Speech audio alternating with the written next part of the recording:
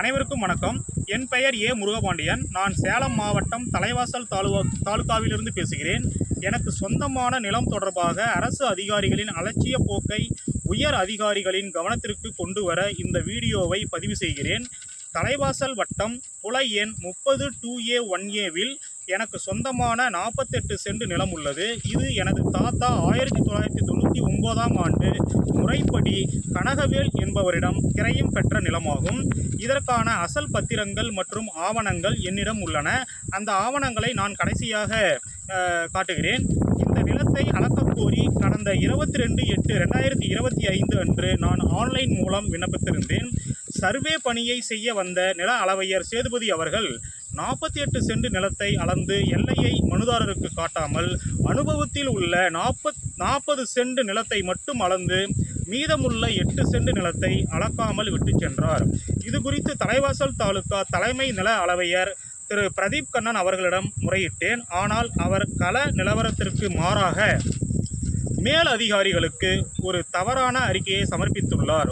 முக்கிய புகார் 48 சென்ட் நிலமும் அளக்கப்பட்டு வரைபடம் தயாராக உள்ளதாக பொய் அறிக்கை அளித்துள்ள தலைமை நில அளவையர் பிரதீப் கண்ணன் அவர்களிடம் நான் எல்லையை கேட்டபோது எல்லையை காட்ட முடியாது, வரைபடத்தை மட்டும் வாங்கி கொண்டு போ என்று பொறுப்பற்ற முறையில் பதிலளித்தார்.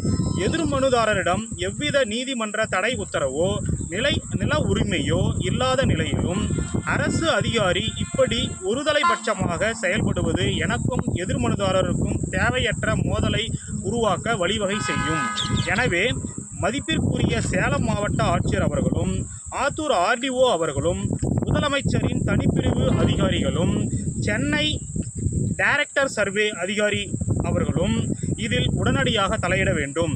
தவறான அறிக்கை அளித்த அதிகாரி மீது துறை ரீதியான நடவடிக்கை எடுக்க வேண்டும்.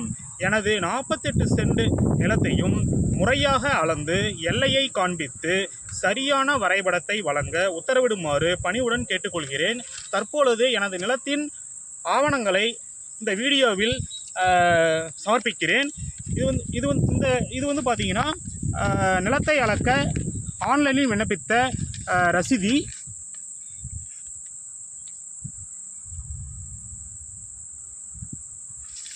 அடுத்ததாக நிலத்தினுடைய பத்திரத்தை இப்பொழுது காண்பிக்கிறேன்.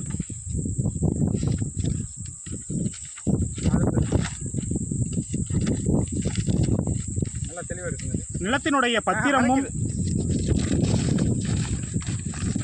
நிலத்தினுடைய பத்திரமும் எங்களிடம் உள்ளது.